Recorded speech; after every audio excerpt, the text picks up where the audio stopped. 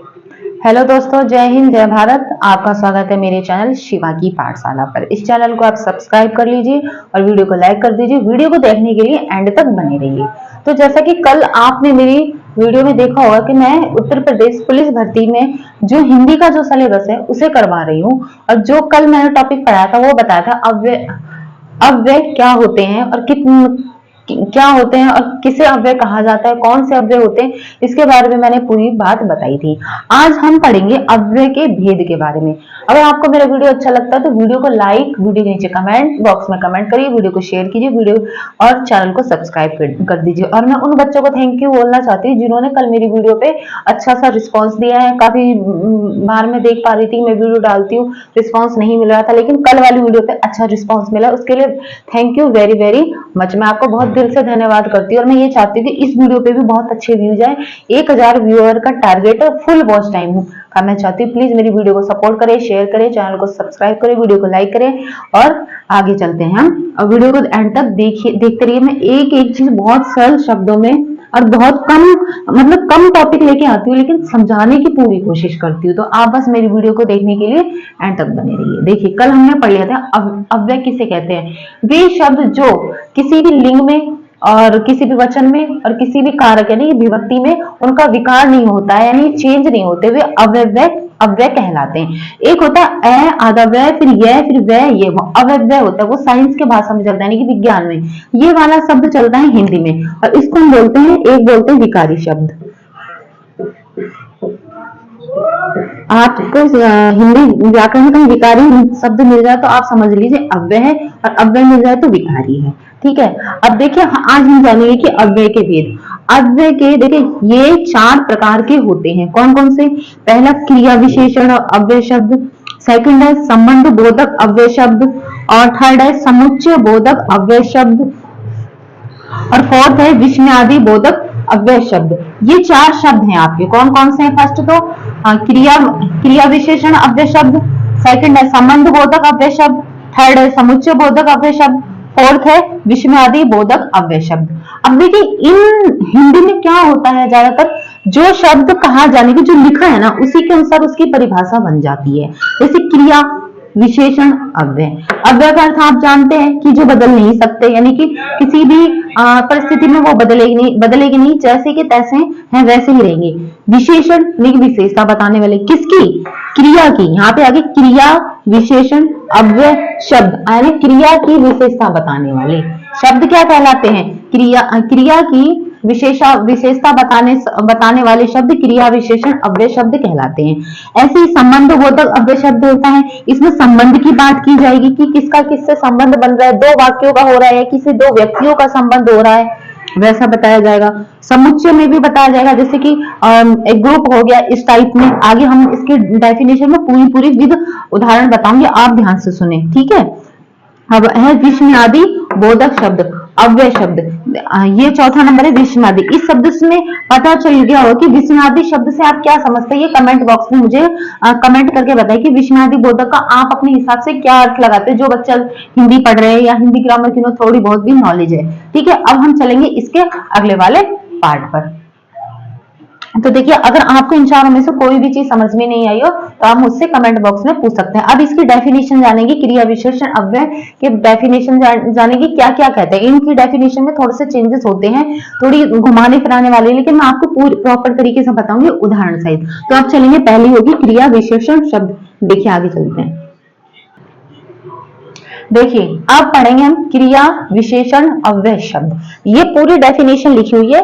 अगर आप चाहते हैं कि इनको लिखें तो आप मेरी वीडियो के स्क्रीनशॉट ले सकते हैं, और अगर ऐसा चाहते हैं कि मैं बोलती जाऊं आप लिखते जाएं तो वैसा भी कर सकते हैं। आपको जो तरीका अच्छा लगे वो करें, अपना तरीका पढ़ने का बनाइए। और मैं आपको यहाँ पे अच्छे से समझा रही हूँ।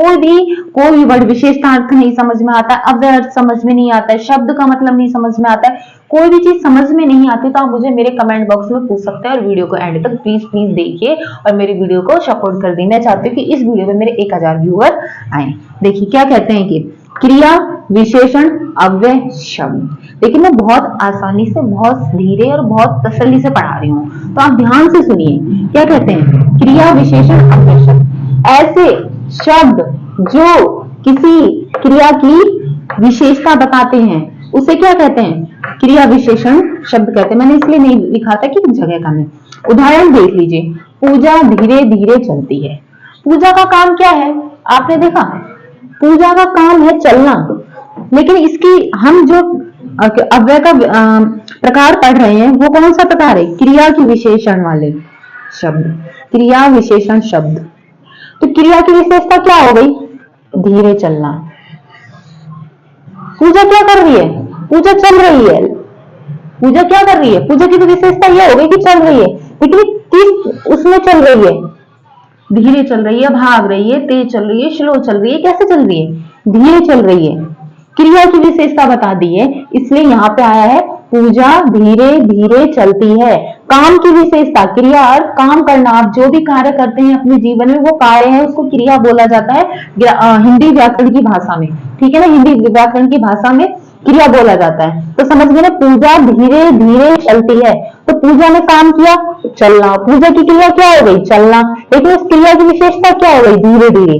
ये तो ये इसका उदाहरण था, और भी मैं अब आगे बताऊंगी। इनमें जो काफी सारे भेद है वो सारे भेद कराऊंगी। साधारण भेद हो गए, मुख्य भेद हो गए, जितनी भी चीजें होती है मैं एक एक चीज के बारे में बताऊंगी। लेकिन आज मैंने क्या किया, आपके लिए जो चारों भेद है उनके बारे में मैंने ये डेफिनेशन लिख ली। 3 डेफिनेशन है, चौथी मैं आपको लिख के बताऊंगी। अब देखिए क्या कहते हैं, संबंध बोधक अव्यय शब्द। अव्यय शब्द, जो अव्यय शब्द किसी संज्ञा शब्द के साथ जुड़कर उस संज्ञा का वाक्य के अन्य संज्ञा के साथ संबंध स्थापित करते हैं, उसे संबंध बोधक अव्यय कहते हैं। जैसे इन्होंने क्या कहा है, देखिए मैं बता देती हूँ आपको। यहाँ पे संबंध बोधक अव्यय, वो जो शब्द, एक शब्द है हमारे पास किसी संज्ञा शब्द के साथ जुड़कर, एक उदाहरण है, ये एक है जल के बिना, जल के बिना जीवन संभव नहीं। तो एक तो अगर जल के बिना जीवन नहीं है ना, या फिर ऐसे जल के बिना जीवन संभव नहीं, ये दोनों वाक्य जुड़ चुके हैं यहाँ पे। जीवन संभव नहीं है जल के बिना। अब देखिए क्या कहते हैं, संबंध बोधक अव्यय, वे अव्यय शब्द किसी है, देखिए मैं हट जाती हूँ, ऐसा आपको दिख नहीं रहा होगा। वे यानी कि जो अव्यय शब्द किसी संज्ञा शब्द के साथ जुड़कर, बिना शब्द आया है ना, ये बिना, जो ये बिना शब्द आया है ये क्या है?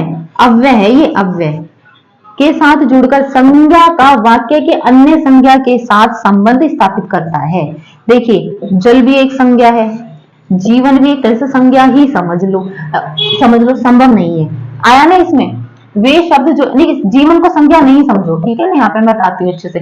जो शब्द, जो अव्यय शब्द किसी संज्ञा शब्द के साथ जुड़कर उस संज्ञा का वाक्य के अन्य संज्ञा के साथ संबंध स्थापित कर देता है, ये तो हो गया अव्यय। जल क्या एक संज्ञा है, क्या है? जल क्या है?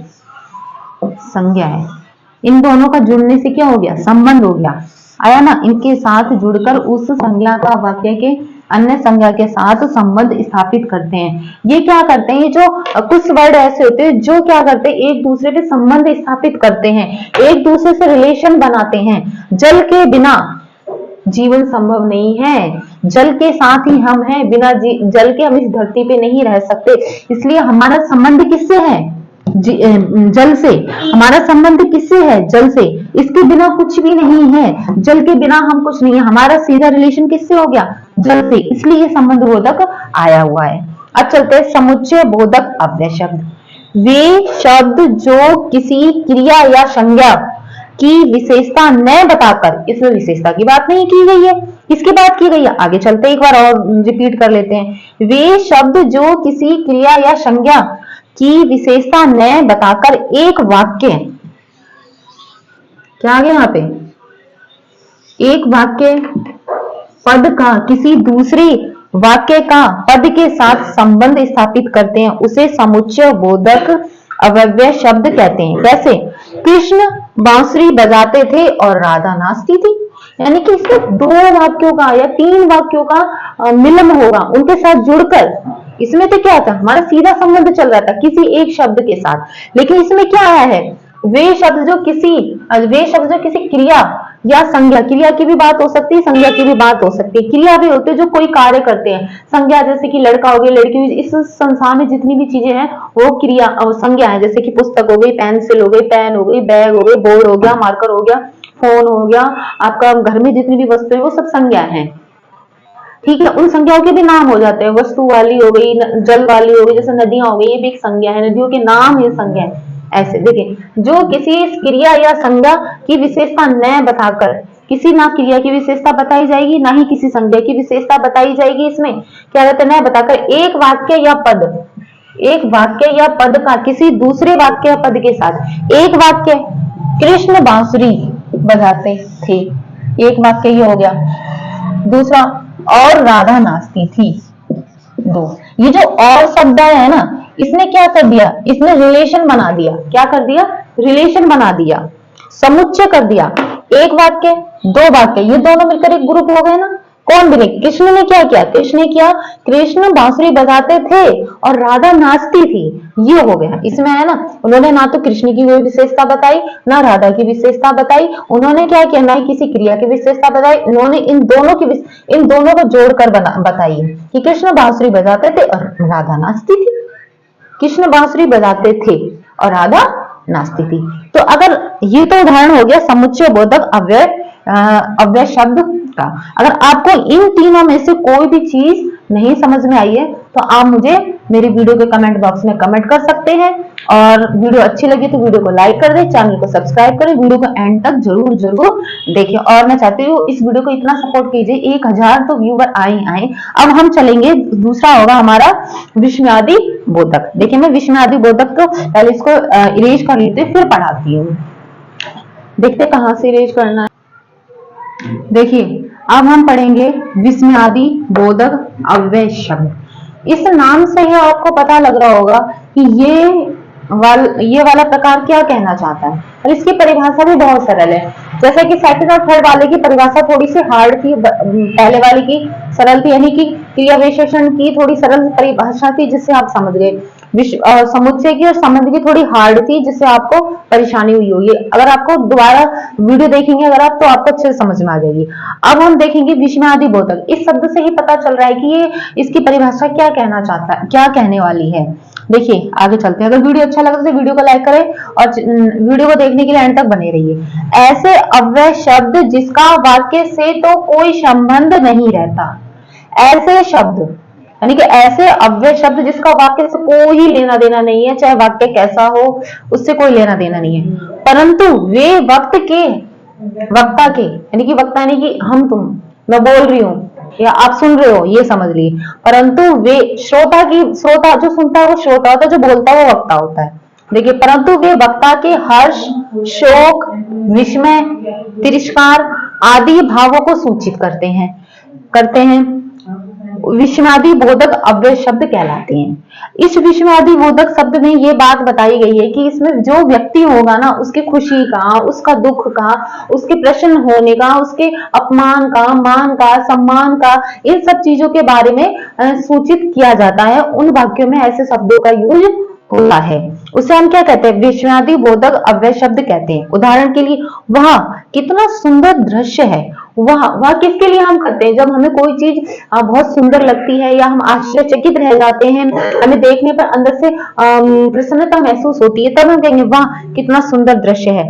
हाय, अब मैं क्या करूं। हाय शब्द से ही आप समझ गए होंगे कि एक दुख की बात हो रही है, एक अंदर से मन दुखी है या कोई व्यक्ति परेशान है, उसके बारे में बात हो रही है। देखिए, विस्मयादि बोधक अव्यय शब्द एक बार और बता देती हूँ मैं आपको। ऐसे अव्यय शब्द जिसका वाक्य से तो कोई संबंध नहीं रहता है, परंतु वे वक्ता के हर्ष, शोक, विस्मय, तिरस्कार आदि भावों को सूचित करते हैं, उसे विस्मयादि बोधक अव्यय शब्द कहते हैं या कहलाते हैं। उदाहरण के लिए, वह कितना सुंदर दृश्य है, हाय अब मैं क्या करूं।